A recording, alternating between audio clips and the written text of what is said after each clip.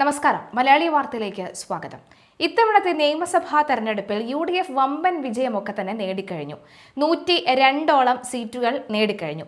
ഈ 102 പേരും ഈ തലയ്ക്ക് ആൾതാമസമില്ലാത്തവരോ അല്ലെങ്കിൽ പ്രവർത്തിക്കാൻ കഴിവില്ലാത്തവരോ ആയതുകൊണ്ടാണോ ഈ സാധാരണക്കാരായ ജനങ്ങൾ ഇവരെല്ലാവരും വോട്ട് ചെയ്ത് വിജയിപ്പിച്ചത്? അതിൽ നിന്നൊരു മുഖ്യമന്ത്രി തിരഞ്ഞെടുക്കാൻ ഇവർക്ക് ഇത്രയും നാളും കഴിയാതെ പോയത് എന്തുകൊണ്ടാണ്?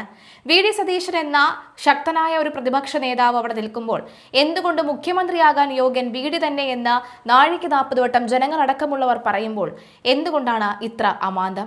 എന്തായാലും VD സതീശനെ കുറിച്ച് ചർച്ചകൾ പലതങ്ങനെ ചർച്ച നടക്കുമ്പോൾ VD സതീശന്റെ സേവിങ്സ് അല്ലെങ്കിൽ സമ്പാദ്യം എത്രയാണ്, VD സതീശന് ഒരു മാസത്തോളം എത്ര വരുമാനമാണ് ഉള്ളത് എന്നൊരു ചർച്ച കൂടി മറുഭാഗത്ത് നടക്കുന്നുണ്ട്.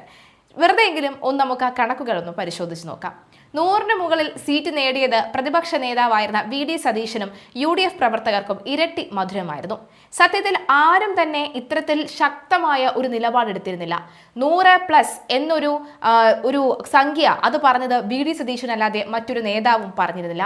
100ന് മുകളിൽ UDF സീറ്റ് പിടിക്കുമെന്ന വളരെ ശക്തമായി നിലപാടെടുത്തതും ശക്തമായ ഒരു കമന്റ് പറഞ്ഞതും VD സതീശൻ മാത്രമാണ്.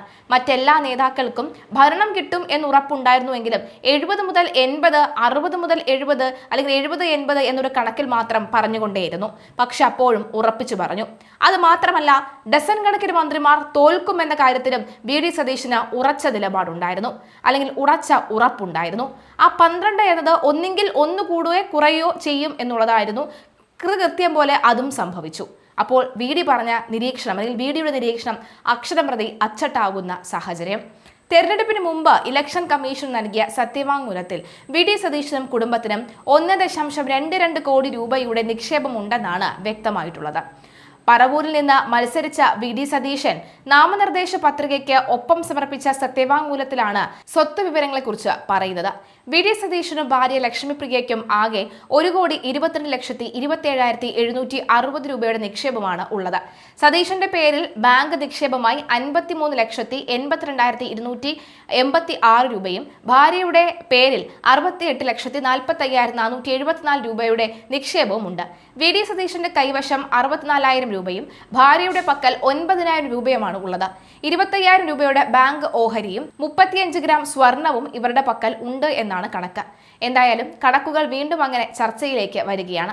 വീടും സ്ഥലവും അടക്കം 2,40,63,816 രൂപ മൂല്യമുള്ള സ്ഥാവര വസ്തുക്കൾ VD സതീശന്റെ പേരിലുണ്ട്.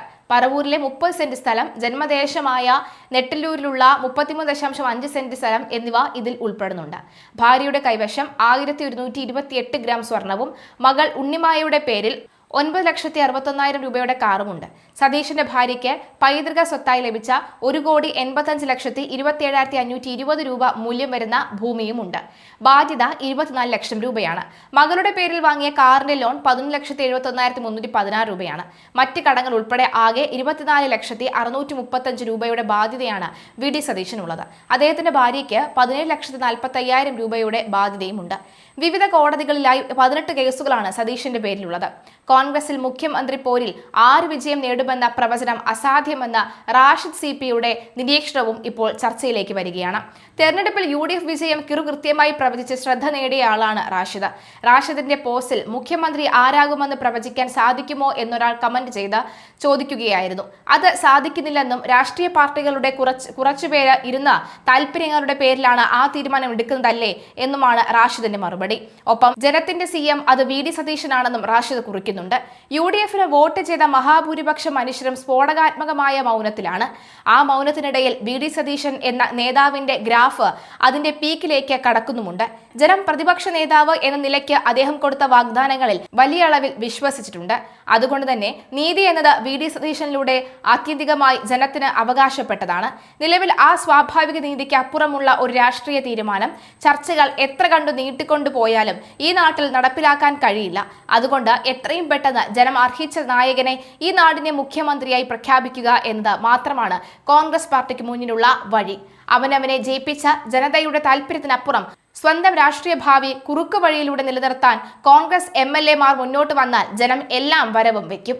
വീണുകിടക്കുന്ന ഇടതുപക്ഷത്ത് നിന്ന് ആ കാര്യത്തിൽ കോൺഗ്രസ് പാർട്ടിക്ക് ഏറെ പഠിക്കാനുണ്ടെന്ന മറ്റൊരു പോസ്റ്റിൽ റാഷിദ് കുറിക്കുന്നു. തീർച്ചയായും അത് സത്യം തന്നെയാണ്, സത്യാവസ്ഥ അത് തന്നെയാണ്.